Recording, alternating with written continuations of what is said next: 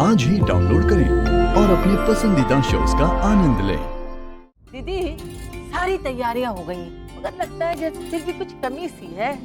और क्या बैंड वालों को बुलाएंगी?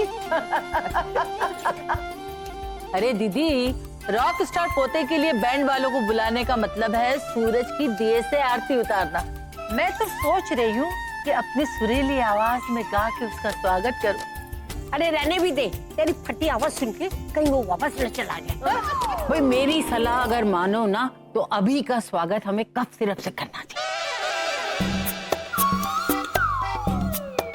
ये कफ सिरप क्या होता है? अरे दादी का मतलब है कि होली है और थक गए होंगे सबकी आवाज बैठ गई होगी तो कफ सिरप ताकि आवाज खुल जाए, है ना दादी? हाँ बिल्कुल ठीक, यही मतलब था मेरा।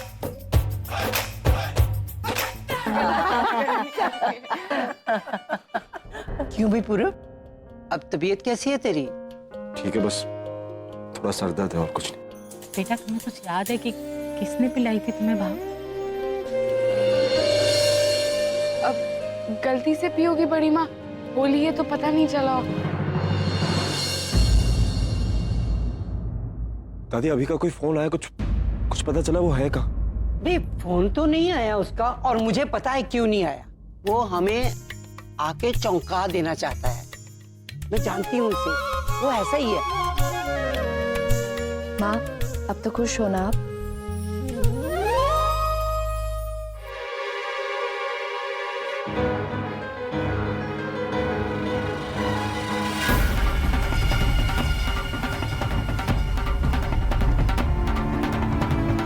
भाई कहाँ है वो दोनों? यही फ्लोर पे, बाकी सबको मैंने हर फ्लोर पे भेज दिया है। भागने का कोई चांस नहीं। हर बार यही कहते हो और हर बार भाग जाता है। इस बार अगर भागा ना तो भाई यहाँ से भागने के लिए उन दोनों को इस बिल्डिंग से कूदना पड़ेगा। ऐसा किया तो वो दोनों सीधे नीचे नहीं ऊपर जाएंगे। चल ठीक है, चलो।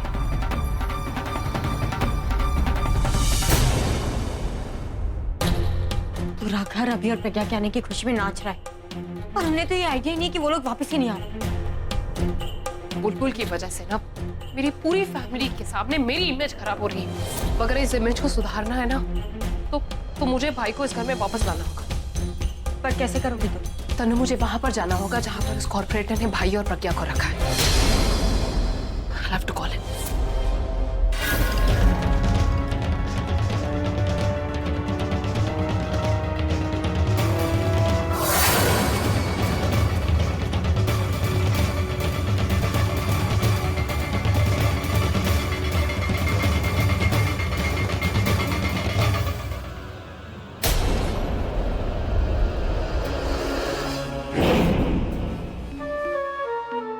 अरे आ गए तुम लोग? हाँ, वेलकम, हैप्पी होली। हाँ, क्या सोचा था?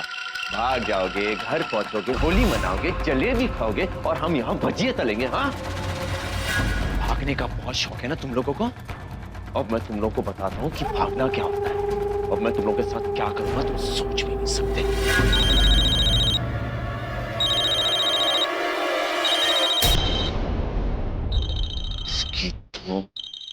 जब भी कोई अच्छा काम करने जाता ना, ये घूस भी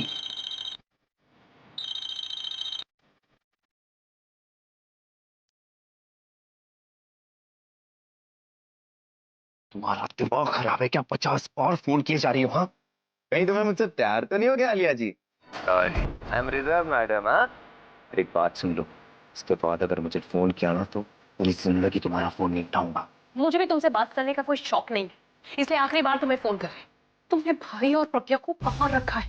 बड़ी बेताब हो तुम जानने के लिए। चलो कोई बात नहीं, तुम्हें बता देता हूँ। हाँ, पवई जानती हो ना? पवई, पवई की पहाड़ियों के पीछे एक कंस्ट्रक्शन वाली बिल्डिंग है, उसके टॉप फ्लोर पे। यहाँ से भागने की तो सोच भी नहीं सकता तुम्हारा भाई। आखिरी बार कह रही हूँ कि उस प्रज्ञा के साथ तुम्हें जो करना है करो, लेकिन मेरे भाई को कुछ नहीं होना चाहिए, इसलिए अभी इसी वक्त भाई को छोड़ दो। आलिया जी कमाल करती हैं आप। हाँ, तुम्हें लगता है कि मैं तुम्हारे भाई को छोड़ूंगा? क्या मतलब? आलिया जी, अब मैं झूठ बोलते बोलते थक गया हूँ तुमसे। सोच रहा हूँ कि अच्छा इंसान बन जाऊँ, सच बोलना शुरू करूँगा। तो पहला सच तुमसे ही बोल देता हूँ, सुनना चाहोगी? हाँ, सुनना चाहोगी? मैं प्रज्ञा के साथ अभी को भी मारने वाला हूँ। Have you lost it? तुम मेरे भाई को क्यों? की ना बेवकूफी वाली बात। हाँ, फिर से? अरे प्रज्ञा के साथ अभी ने भी मुझे देखा है ना, उसको छोड़ दूंगा तो फंस जाऊंगा मैं। अरे मार तो मैं उसे उसी दिन देता जिस दिन मैंने झोपड़ी में दोनों को बांध के आग लगाई। पर तुम्हारा भाई है ना, और शाना है, वहां से भाग निकला। लेकिन इस बार ये गलती नहीं होगी। देखो अगर तुमने भाई को कुछ भी किया ना, मैं तुम्हें छोड़ूंगी। बहुत सुन चुका हूँ तुम्हारी धमकियां। जिसके पास जाना है जाओ, जिसको जो बोलना है बोलो, मैं नहीं डरता। तुम्हारे भाई को तो मैं मार कर ही रहूंगा। और हाँ, अगर अपने भगवान जैसे भाई के दर्शन करना चाहती हो आखिरी बार, तो आ जाओ यहाँ पे। वैसे भी बेचारे थोड़ी देर के ही मेहमान हैं।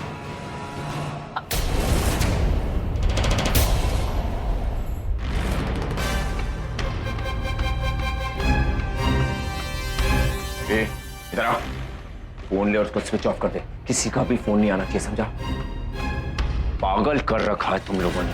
क्या करूं क्या ना करूं, मारूं ना मारूं, क्या करूं? ना ही बिजनेस कर सकता हूं, ना ही घर जा सकता हूं, कुछ नहीं कर पा रहा। तूने अगर थोड़ी देर भी हमें बांध के रखा ना, तो ठीक से सांस भी नहीं ले पाएगा। मौत के 10वें माले पे खड़ा है और मुझे धमकी दे रहा है, बेवकूफ। खैर, गलती तेरी नहीं है। तुझे ना दिखावे की जिंदगी जीने की आदत हो गई है।